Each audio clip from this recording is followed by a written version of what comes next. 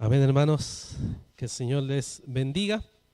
Vamos a ir a la primera carta de Timoteo, al capítulo 6, versículos 20 y 21.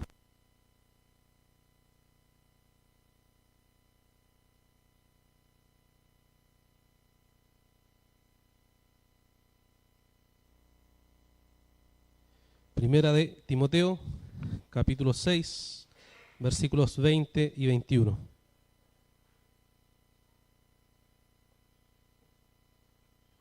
Dice la palabra del Señor.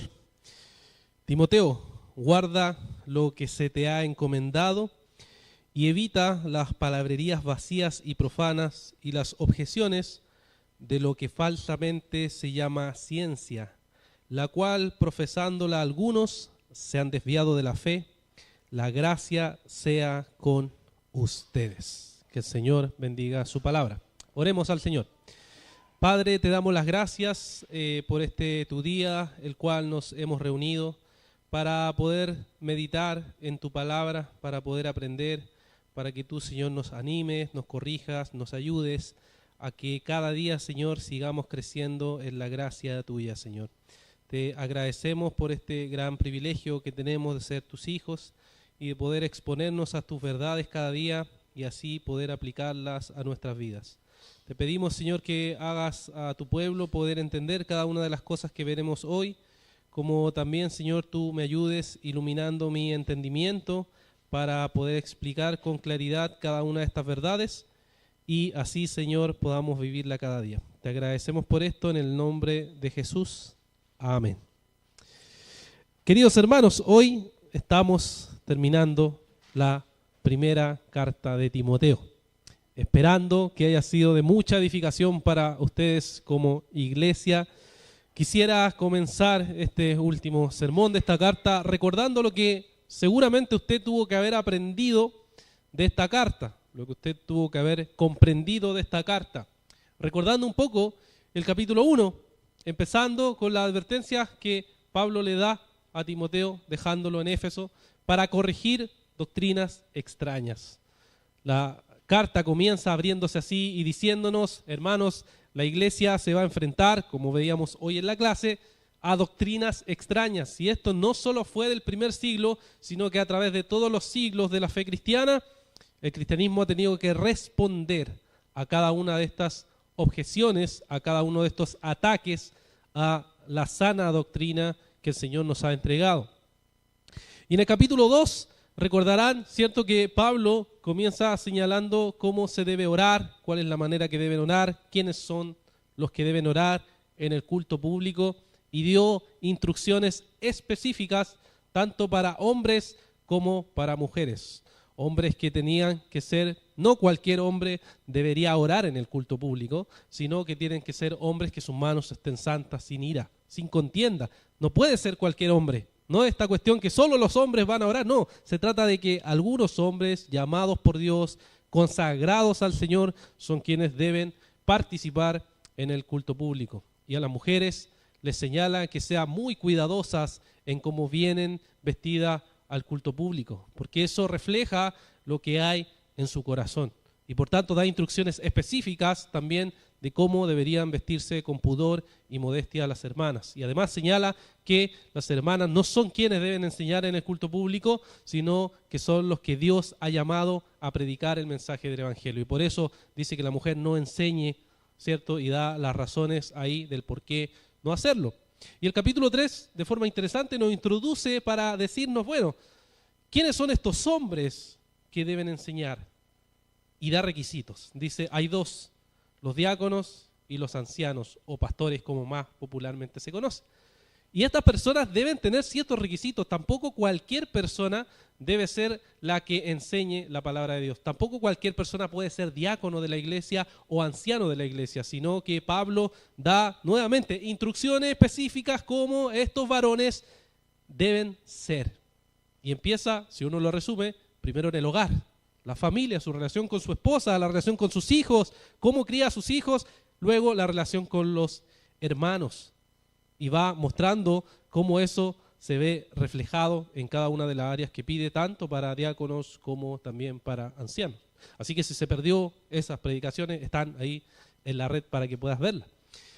Entonces también después vemos en el capítulo 4 que Pablo advierte, miren, viene la apostasía. Va a haber personas que van a negar la fe cristiana, va a haber personas que se van a desviar de ese camino. Y por tanto hay que estar atentos a que esas personas van a aparecer muchas veces dentro de grupos de iglesias cristianas. Entonces le dice, esto va a ser la apostasía. Y luego señala cómo ser un buen hombre de Dios, cómo ser un buen ministro del Evangelio. Y vimos varias cosas importantes ahí, ¿cierto? Disciplinarse en la piedad, buscar al Señor, manejar la Escritura, etc. Todo cristiano debe aspirar a eso, especialmente el ministro del Evangelio, quien debe esforzarse por querer entonces predicar la palabra del Señor. Y luego en el capítulo 5 empezó ya a tratar más acerca de las relaciones que los cristianos deben tener primero entre sí y luego cómo deben preocuparse de las viudas de la iglesia. ¿A quiénes la iglesia debería destinar las ofrendas que reúne la iglesia? ¿Quiénes son los que deben tener prioridad según la Escritura? Y podemos ver en el capítulo 5 que alude a las viudas y no a cualquier viuda, sino que a la viuda que en verdad esté sola y no tenga nadie. No tenga ningún hijo, no tenga ningún familiar y sea una hermana piadosa que ha estado en la iglesia sirviendo. Entonces a esa viuda, como iglesia, ayúdenla. Luego también señala, ¿cierto?, otros mandatos varios, entre ellos, ¿cierto?, que los ancianos también deben ser parte de quienes deben ser sostenidos por la iglesia, pero además deben ser irreprensibles. Si es que hay algo que objetarles, se les puede objetar como cualquier persona. Todos estamos bajo la disciplina del Señor, incluyendo los pastores u oficiales de la iglesia. Y en el capítulo 6, ¿cierto?, nos recordaba acerca de las doctrinas falsas, acerca del amor al dinero, aludiendo a los falsos profetas, los falsos maestros. Su interés principal, lo principal que ellos quieren es tener dinero, engañar a las personas y guiarlas por un camino desviado del Evangelio. He ahí hoy en día el Evangelio de la prosperidad o cualquier otro evangelio que enfatiza el dinero principalmente y no la palabra del Señor. Y vieron la última vez, me imagino, la instrucción a los ricos, ¿cierto? Como el Señor da también instrucciones a los ricos. Hay hermanos cristianos que pueden ser ricos y ha existido en la historia hermanos que el Señor ha bendecido, y esos hermanos son quienes entonces deben cuidarse del amor al dinero, y una de las buenas formas de hacerlo es dar más que los demás, porque tienen más que los demás, pueden dar más que los demás. Eso, hermano, es en resumen lo que usted tiene que haber aprendido, tiene que haber meditado, tiene que haber examinado cómo el Señor quiere que la iglesia se maneje en todos estos asuntos. Aplicarlos a esta iglesia, vivirlos en esta iglesia tal como el Señor quiere. Y hoy simplemente terminamos con la exhortación final y bendición, como dice mi versión, que vamos a ver entonces primero observando el versículo 20. El versículo 20 que le dice: Timoteo, guarda lo que se te ha encomendado y evita las palabrerías vacías y profanas y las objeciones de los que falsamente se llama ciencia. Aquí Pablo le está señalando entonces a Timoteo tres cosas. Primero, lo que se dice, guarda lo que se te ha encomendado. Timoteo, guarda lo que se te ha encomendado. Pablo 3 o 4 veces repite esto a través de la carta. ¿Por qué lo repite tantas veces? Porque hay alrededor falsas doctrinas, gente que quiere distorsionar el mensaje del Evangelio. Y por eso es muy importante recordar, Timoteo, guarda lo que se te ha encomendado. Recuerda el capítulo 1, versículo 18, que Pablo ya le dijo: esta comisión te confío, hijo Timoteo, conforme a las profecías que antes se hicieron en cuanto a ti, a fin de que pelees la buena batalla, guardando la fe y la buena conciencia. Guarda, hermano, este tesoro que se te ha entregado. En este mismo capítulo, en el versículo 13, 6:13, le dice: te mando delante de Dios que da vida a todas las cosas y de Cristo Jesús que dio testimonio de la buena profesión delante de Poncio Pilato, que guardes el mandamiento sin mancha ni reproche hasta la manifestación de nuestro Señor Jesucristo. La metáfora es un imperativo, o sea, un mandato que le está dando Pablo a Timoteo y que se asumía en el mundo antiguo que era algo muy precioso, algo de mucho valor, que era una persona que le dejaba a alguien como una propiedad valiosa y tenía que guardarla y protegerla y traspasarla a las siguientes generaciones, tal como les fue entregada, y no podía ser alterado. Entonces le dice Pablo a Timoteo, mira, te entrego este precioso tesoro del Evangelio. Por tanto, manténlo bien, manténlo firme, manténlo claro. Es un mandato, Timoteo, que te he dicho muchas veces, mantente claro en el Evangelio de la gracia de nuestro Señor Jesucristo y no te desvíes a ningún lado, ni a izquierda, ni a derecha, no, ahí centrado en el Evangelio. Y como va a estar centrado en el Evangelio, le dice en segundo lugar, evita las palabras vacías. Pablo le dice a Timoteo, por última vez, que debe guardar lo que se le ha encomendado y evitar las palabras vacías, que nuevamente en la misma carta le ha repetido una y otra vez. Por ejemplo, en el capítulo 1, versículo 4, comenzó diciendo que no preste atención a mitos y genealogías interminables, que da lugar a discusiones inútiles en vez de hacer avanzar el plan de Dios que es por la fe, así te encargo ahora. En el capítulo 4, versículo 7, le dijo, pero nada tengas que ver con las fábulas profanas propias de viejas. Más bien, disciplínate a ti mismo para la piedad. Le está diciendo, mira, tú ves a esos falsos profetas que les gusta discutir de la genealogía interminable, tú ves a esos falsos profetas que les gusta discutir de todas las cosas inútilmente, le dice, mira, evita eso, aléjate de eso y enfócate en una sola cosa que yo te dije, sigue centrado en el Evangelio. Y le dice, no pierdas tiempo en eso, Timoteo, no pierdas tiempo en eso, enfócate en lo central. Y en tercer lugar le dice también, evita las falsas objeciones de la ciencia. Por supuesto, aquí no es la ciencia como la entendemos hoy, sino que la ciencia en el mundo antiguo era el entendimiento de los razonamientos filosóficos especulativos que habían en aquel momento. Y le está diciendo, ¿sabes qué, Timoteo? Evita todas esas discusiones especulativas que trae discusiones entre las escuelas filosóficas que habían en el tiempo, evítalas y dedícate a una sola cosa, a predicar el mensaje del Evangelio. Algunas de ellas, por ejemplo, se burlaron del mensaje del Evangelio. Recuerde Hechos capítulo 17, Pablo llega a Atenas, comienza a predicar el mensaje del Evangelio y ahí se encuentran dos grupos o dos escuelas, los estoicos y los epicúreos. Ambos grupos, estando y escuchando la predicación del mensaje del Evangelio, ¿cómo reaccionan a todo el mensaje que el apóstol Pablo le da? Mire lo que dice Hechos 17, versículo 32. Hechos 17, versículo 32. Dice, cuando oyeron de la resurrección de los muertos, algunos se burlaban, pero otros dijeron, le escucharemos otra vez acerca de esto. Ahí estaban este grupo de personas que era la ciencia de ese tiempo, que razonaban ciertas cosas y decían, sí, Pablo, bueno, mira, está interesante tu mensaje, no lo vamos a negar, pero te escuchamos en otra ocasión, cuando te traigas quizá otra cosa más interesante.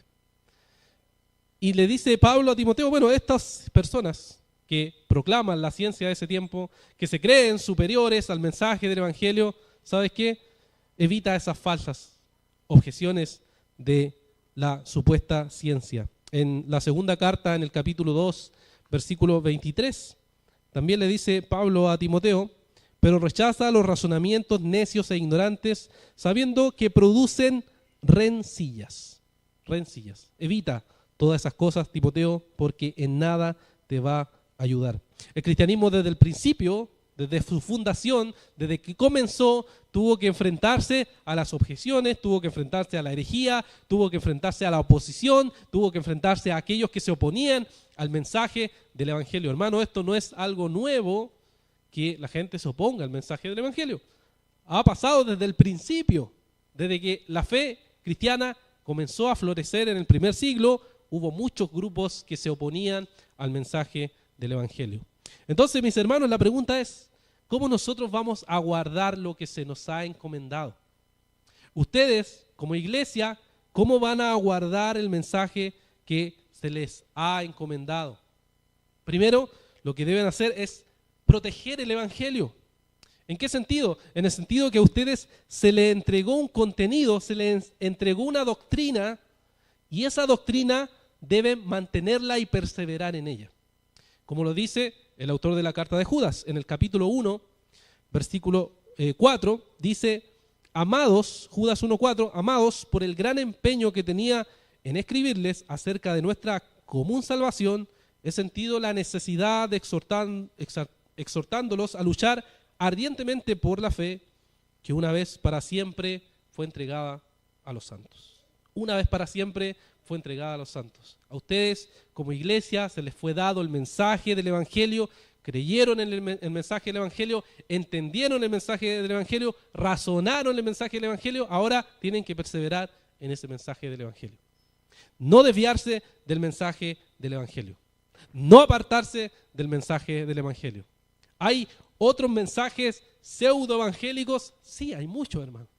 Hay muchos, desde el tú eres el mejor, tú puedes, tú eres hijo del rey, en versión evangélica. Hay mucha sustitución del mensaje del Evangelio. El tema es que si yo entendí el mensaje del Evangelio y ya lo aplico a mi vida, entonces tengo que perseverar en el mensaje del Evangelio. ¿Cuál es ese mensaje del Evangelio? Pablo lo dijo, 1 Corintios 15. Dijo, Cristo vino, murió conforme a la Escritura, resucitó conforme a la Escritura. Y va a volver nuevamente, eso no sale ahí, va a volver nuevamente conforme a la Escritura. Ese es el mensaje del Evangelio. Sencillo, pero escandaloso para el mundo. Sencillo, pero controversial para el mundo. Sencillo, pero confronta al hombre en su pecado. Ese es el mensaje del Evangelio. Y Pablo le dice, ustedes como iglesia lo que tienen que hacer es guardarlo.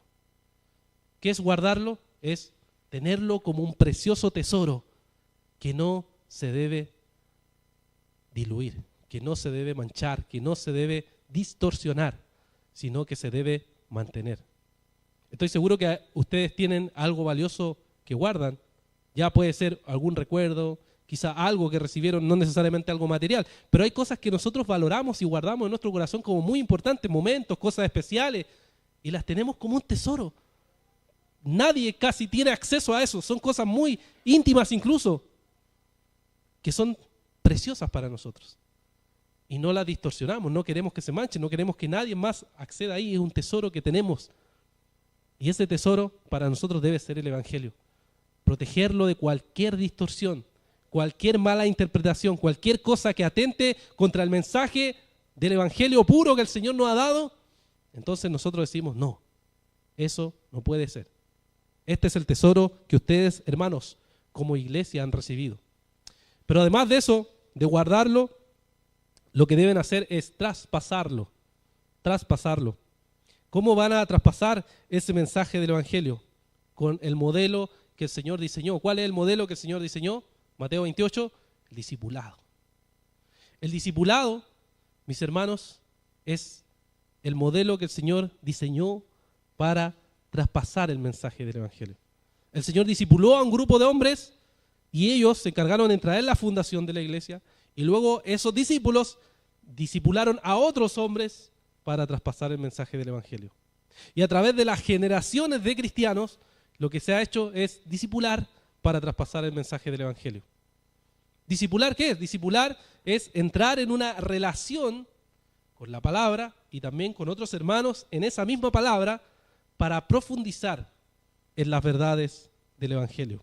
Y para eso se han creado muchos grupos en la iglesia. Hay grupos de hombres, hay grupos de mujeres, a veces hay grupos de niños, etc. Lo que busca la iglesia es discipular. Pero hay que pensar, ¿cuál es la mejor manera de discipular? ¿Cómo esta iglesia va a buscar su manera para discipular de forma eficaz y siendo fiel a lo que el Señor nos ha entregado? Por ejemplo, piensen usted mismo. Usted mismo fue discipulado, supongo. Fue discipulado alguna vez por alguien. Quizás alguien le compartió el mensaje del Evangelio. Pero ahora la pregunta es, ¿qué va a hacer usted con ese conocimiento? ¿Qué va a hacer usted con todo lo que ha aprendido, ya sea en los cultos, en los estudios, en todas las cosas? ¿Cómo va a traspasar ese conocimiento a la siguiente generación? Empieza con lo más sencillo. ¿Cuál es lo más sencillo? Bueno, los que somos padres, lo traspasamos a nuestros hijos. Lo compartimos con nuestra esposa, sí, obviamente creyente, nos discipulamos mutuamente, pero no queda solo en eso, sino que aquí pensando en la iglesia, ¿cómo vamos a traspasar esas verdades del Evangelio a la próxima generación? Pablo le dice a Timoteo, busca hombres idóneos para que tú le puedas enseñar y después ellos le puedan enseñar a otros. Y así, hermanos, se traspasa la verdad del mensaje del Evangelio. No puede simplemente quedar guardado en el bolsillo, no puede simplemente que yo venga a la iglesia y me llene de conocimiento año tras año y finalmente no haga nada con ese conocimiento. No tiene ningún sentido, mi hermano. El evangelio que se nos fue encomendado es para cumplir una misión. Tú, hermano, estás aquí, tú, hermana, estás aquí para cumplir el plan de Dios. Y el plan de Dios es conocer el mensaje y predicar el mensaje y discipular a personas con el mensaje del evangelio. Así es como el evangelio ha traspasado fronteras, así es como el evangelio ha llegado a distintos lugares del mundo y así es como va a seguir siendo. ¿Qué estás haciendo con eso? ¿Qué estás haciendo con eso? ¿Estás realmente participando del plan que el Señor diseñó, que es traspasar ese mensaje del evangelio, o simplemente te estás desviando? ¿Y cuál es una de las formas en que uno se puede desviar? Aquí dice Pablo, una de las formas en que uno se puede desviar de ese propósito es el siguiente: las palabras vacías. Las palabras vacías. En el primer siglo eran los judíos con sus discusiones de genealogías interminables. Ese era el problema de aquel momento. Pero hoy en día, por supuesto, es diferente el contexto. Estamos en una situación muy diferente al primer siglo. ¿Y cuál es la manera en que hoy podríamos decir que son palabras vacías? Por ejemplo, las personas que les gusta discutir acerca de cada detalle de cosas. Discutir, tomémoslo en el sentido negativo, discutir no necesariamente es algo malo. Conversar sobre diferencias de doctrina, no hay problema en eso. No hay problema en eso. Los cristianos han convivido con esas diferencias. La cuestión es cuando esta discusión termina siendo tan central que termina desviándome de lo esencial del mensaje. Ejemplos. ¿Cómo va a ser las cosas antes de la segunda venida? ¿Va a haber tribulación? ¿Estamos pasando la tribulación? ¿Ya pasó la tribulación? ¿Qué pasa con la tribulación? Pelea. No, tú eres menos cristiano porque tú crees esto, yo creo aquello, etc. ¿Es algo que edifique? ¿Es algo que sirva? No digo que no hay que tener una posición, hay que tener una posición. Pero en verdad es algo tan esencial, hermanos, para decir que eso nos va a desviar de lo esencial y de la misión que tenemos que hacer, que es discipular. ¿Realmente es tan esencial ese problema?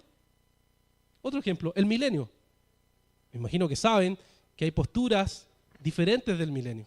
Amilenial, postmilenial, premilenial y otros por ahí. ¿Realmente tener una de esas posturas va a cambiar el sentido del corazón del mensaje del evangelio de tal manera que nos debería desviar de la misión que tenemos como iglesia de discipular a otras personas y de predicar el mensaje del evangelio? ¿De verdad es tan esencial como para que entre nosotros nos dividamos y digamos, esta iglesia sigue esto, esta iglesia? ¿Realmente sería algo tan esencial, hermanos? No estamos diciendo que no la estudiemos, no estamos diciendo que no profundicemos y que no tengamos una convicción. Tenemos que llegar a alguna convicción. Pero la pregunta es, ¿realmente es algo que nos va a ayudar y nos va a edificar si es que nos separamos porque tenemos distintas posturas sobre eso? No, hermanos. No debería ser así. Sino que debemos estar unidos en lo esencial, pero nunca vamos a estar de acuerdo en cada punto, hermanos. Los bautistas lo saben bien. Discusión de reunión de miembros. No vamos a estar de acuerdo en cada punto, hermanos. Eso no pasa. Pero sí tenemos que estar en lo esencial. ¿Qué es lo esencial? El mensaje del evangelio. El mensaje que se nos fue entregado. El mensaje de la palabra del Señor. Eso es lo esencial. Lo demás, ciertamente hay que tener alguna posición, alguna convicción, pero no es algo que debería llevarnos a dividirnos entre nosotros. Y por eso Pablo señala aquí y pone esto como un problema. Evita esas discusiones que no van a ayudar con cumplir la misión que el Señor nos ha entregado como iglesia. Y esa misión que el Señor nos ha entregado como iglesia es predicar el mensaje del evangelio. Hermano, está envuelto quizás en muchas discusiones. Hoy en redes sociales hay de todo y pueden ver un montón de discusiones. Pero la pregunta es si eso ayuda, en verdad, edifica realmente para cumplir la misión de Dios. ¿Nos ayuda o realmente nos detiene, nos desvía, nos hace gastar tiempo en meternos una y otra vez en esas discusiones sin ningún fruto y sin ningún sentido? Aquí, para que quede claro, hermano, no estoy discutiendo que no podamos discutir, ni tampoco que no podamos pensar esos temas. Al contrario, podemos hacerlo. Pero esos temas me desvían de lo esencial, me desvían de venir a la iglesia, me desvían de comprometerme como miembro, si quieres miembro, me desvían de predicar, me desvían de pastorear a mi familia, me desvían de pasar tiempo con mi esposa, me desvían de criar a mis hijos, me desvían de esas cosas. Si es así, entonces está mal. Me estás desviando de lo esencial. lo esencial que Dios te ha llamado a hacer. Eso es lo que Pablo quiere apuntar. Y por eso termina aquí diciendo, mira, Timoteo, tu tiempo, tu esfuerzo, tus recursos, enfócalo en el Evangelio. Lo demás, déjalo.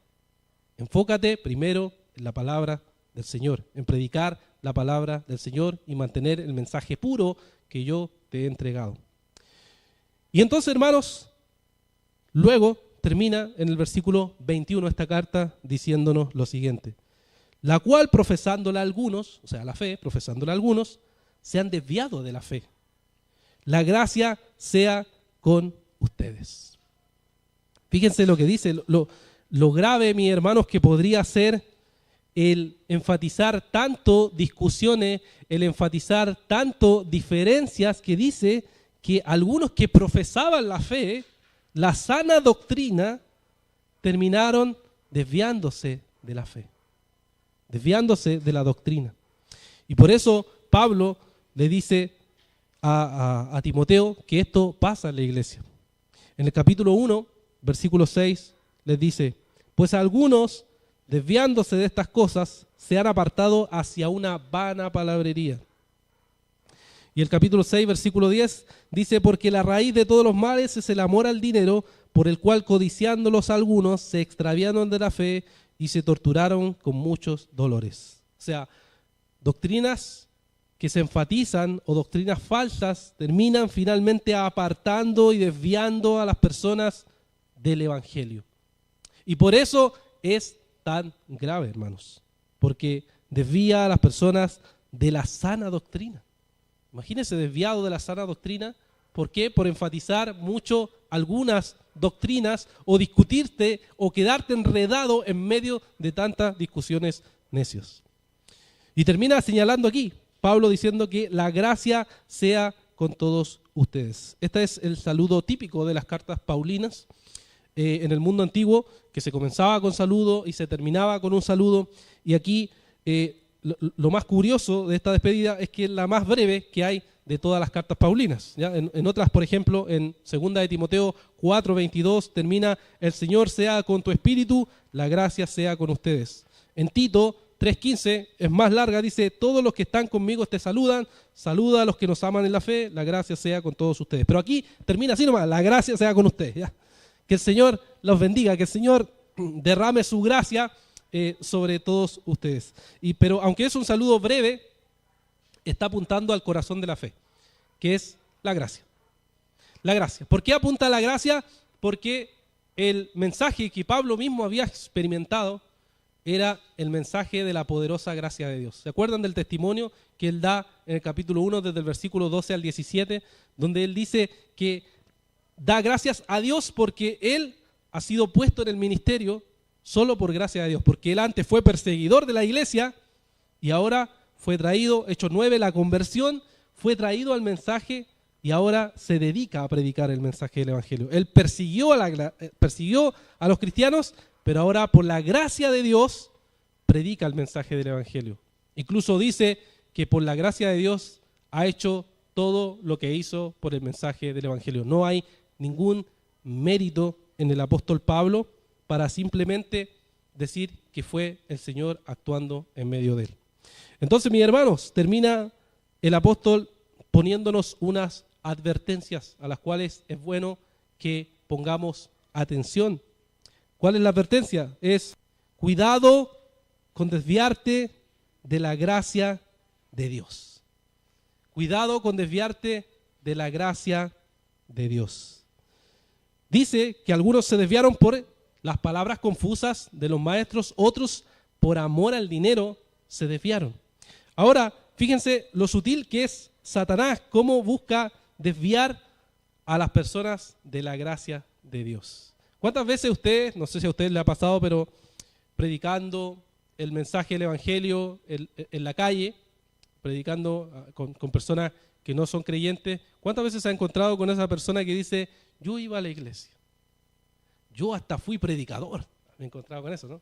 Fui hasta profeta, algunos me he encontrado por ahí. ¿Y qué le pasó? No, es que un día me desvié, me dejé llevar por el pecado, y fin. Otro: no, es que me decepcionó el pastor. El pastor estaba ahí, de repente me tiraba sus garras ahí, pásenme unas luquitas, ¿ya? Y así, ¿qué hizo? No, me decepcioné. ¿Y qué hizo? Se aparta. Pero la pregunta es, ¿esa persona realmente estaba en la gracia de Dios? ¿Conocía el mensaje de la gracia de Dios? Porque por lo que podemos ver ahí es que su fuente de confianza era casi el pastor en esos casos. En otros casos era que yo venía a la iglesia porque iba a obtener ganancias, bendiciones de Dios. Y entonces, ¿qué tenía? Finalmente tenía un mensaje distorsionado, había escuchado doctrina falsa, ni siquiera había escuchado el verdadero mensaje del Evangelio. Pero quizás, no sé si se ha encontrado con gente que de verdad ha salido de una iglesia con sana doctrina, en mi caso ha sido así, y han sido personas que perseveraban y que finalmente se desviaron. ¿Por qué? Porque pusieron los ojos en alguien, porque se decepcionaron de cierta persona X y se fueron. Pero aún así, hermanos, ¿es excusa eso para nosotros alejarnos de la gracia de Dios? No. Hebreo dice, pon los ojos en ¿quién? En el pastor. Pon los ojos en algún hermano. Pon los ojos en algo que te dice. No, pon los ojos en Cristo. Él es la gracia de Dios. Él lo enseña perfectamente, lo vive perfectamente y nos dice, yo soy la gracia de Dios. Los hombres fallan, las iglesias fallan, las denominaciones fallan, todo falla, pero Cristo no falla. Cristo el Señor sigue ahí. Y por eso el desviarse de la gracia de Dios tiene explicación, pero el factor muchas veces es el propio corazón humano. El corazón humano, hermano, tu corazón es perverso, como nos dice la Escritura.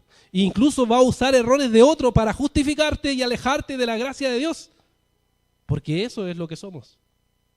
Muchas veces el corazón humano se deja llevar por eso. O por las seducciones de las cosas que te ofrecen y te dicen si estás aquí va a ser bendecido, etc.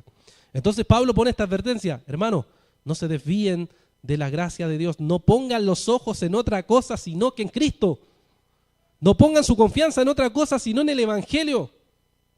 Y por eso ten cuidado de desviarte de la gracia del Señor. Pero además de eso, hermanos, vive en la gracia del Señor.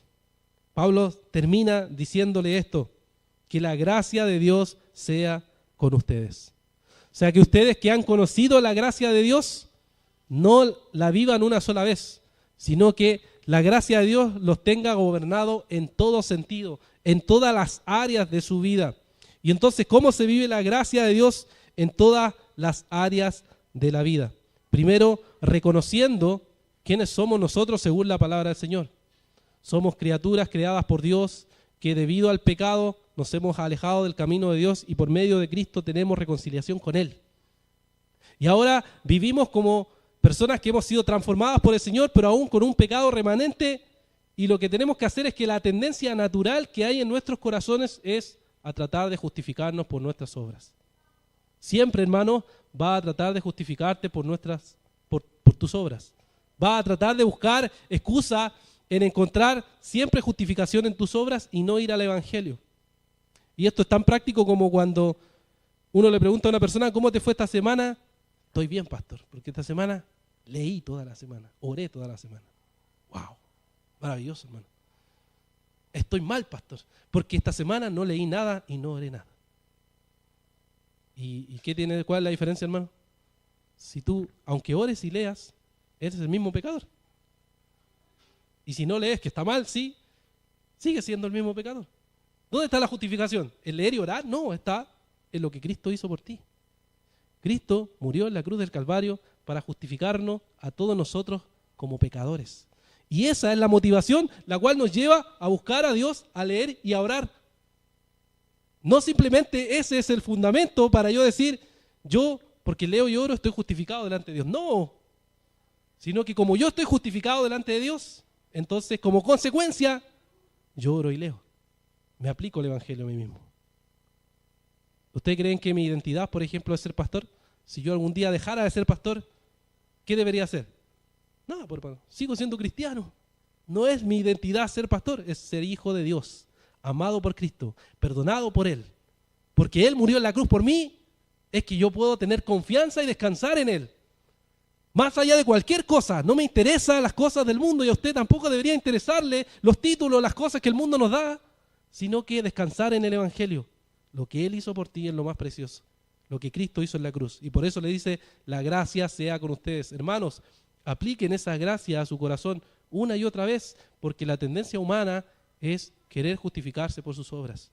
Es querer que ese pequeño fariseo que llevamos todo dentro salga. Pero tenemos que rendirnos a Cristo, a su gracia, y vivir en esa gracia todos los días de nuestra vida. Y por eso Pablo termina diciendo, la gracia sea con todos ustedes. Oremos.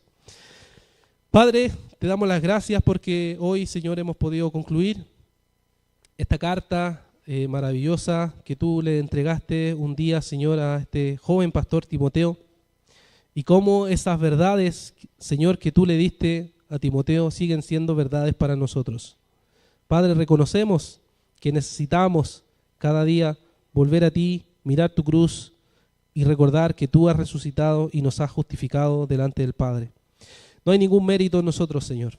No hay nada de lo cual podamos jactarnos, no hay nada de lo cual podamos decir somos grandiosos, sino que solamente tú eres glorioso, tú eres grandioso, tú eres poderoso, y por eso, reconociendo esa verdad, nos postramos ante ti, reconociendo tu poder y tu grandeza. Padre, ayúdanos a aplicar el Evangelio, a vivir el Evangelio en todas las áreas de nuestra vida, ya sean matrimoniales, como padres, como trabajadores, como solteros, como viudas, como viudos, Señor, que cada uno de los hermanos que están aquí presentes puedan recordar lo que tú hiciste en la cruz por ellos y que ese sea el fundamento de la esperanza y el descanso que tienen, confiar en ti, Señor. Gracias, Padre Santo, por tu bondad, tu misericordia, por permitirnos poder escuchar este día tu palabra. Te pedimos, Señor, todas estas cosas en el nombre de Jesús. Amén. Amén, mis hermanos. Vamos a prepararnos entonces para participar de la cena del Señor, leyendo lo que Pablo nos advierte en la primera carta de Corintios, en el capítulo 11, versículo 27 hacia adelante. Primera de Corintios, capítulo 11, versículo 27 hacia adelante.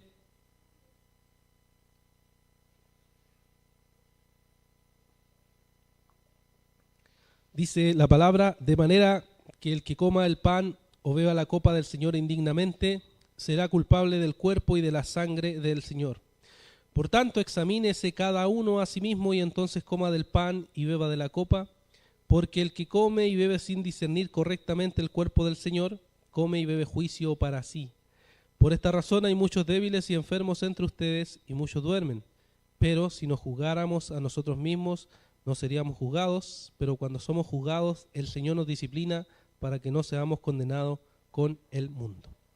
Hermanos, estas palabras del apóstol deben tomarse con la máxima seriedad posible, recordando que quienes pueden participar de este sacramento u ordenanza que el Señor ha establecido, aquellos que están seguros de ser creyentes, que han sido transformados por la gracia del Señor, bautizados como testimonio público de su fe y que están constantemente en comunión con nuestro Señor. Ellos son quienes pueden acercarse a esta mesa que vamos a participar hoy. Pero aquellos que no están seguros de ser cristianos, que están quizás recién comenzando las cosas de Dios y que no saben si han conocido al Señor, no deben acercarse a esta mesa, porque si no, nos advierte que van a comer y a beber juicio. Mucho menos a aquellos que no son creyentes. Si se acercan a esta mesa, se acercan al juicio del Señor, como nos dice la palabra. Y por tanto, si tú no crees en el Señor, no te acerques a la mesa, porque el juicio de Dios caerá sobre ti. Entonces, mis hermanos, vamos a orar y luego, como siempre, por este lado, vamos a pasar a sacar los elementos para luego entonces participar de este glorioso momento. Oremos entonces, mis hermanos. Padre, gracias por este nuevo día.